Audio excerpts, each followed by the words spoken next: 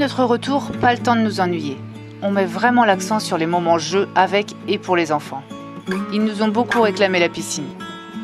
Et vu que la semaine passée était super agréable et chaude, autant en profiter. Christophe a pris beaucoup de temps avec eux pour faire des nouveaux jeux dans l'eau. Le but, qu'ils soient de plus en plus à l'aise et surtout qu'ils prennent confiance en eux.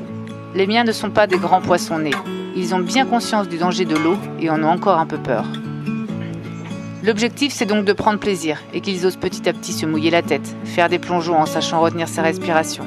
La deuxième étape, ce sera sans les brassards, les accompagner en douceur vers le savoir nager.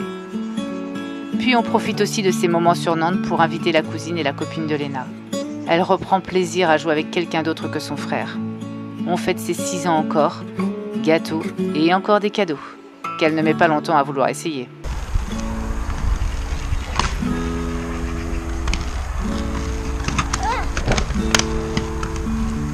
Puis piscine pour tout ce petit monde. Ça, c'est bien le camping, la piscine juste à côté.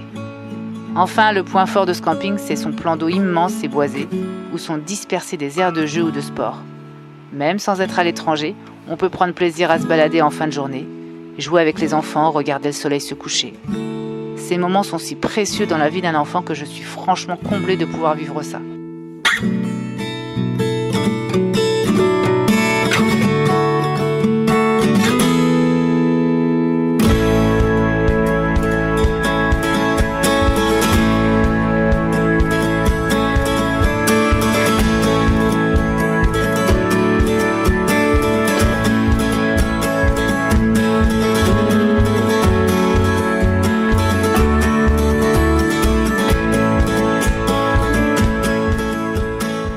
Je les regarde jouer avec ce qui les entoure.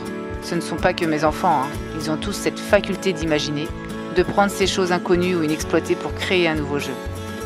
Que ce soit ludique, en recopiant des tickets de caisse, ou purement rigolo en se prenant pour Tarzan, que c'est bon d'être en première loge pour regarder tout ça. Ça va? Tes petites fesses? Enfin, le soir, retour aux histoires en français.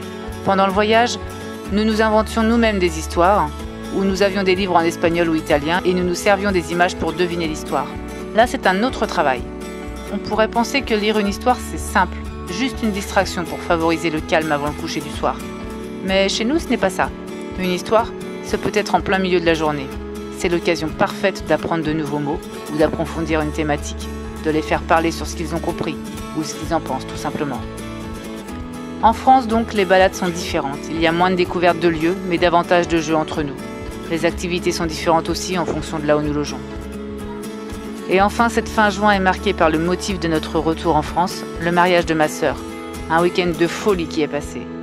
Pour les enfants, c'était leur premier mariage et une totale réussite. Ils se sont éclatés.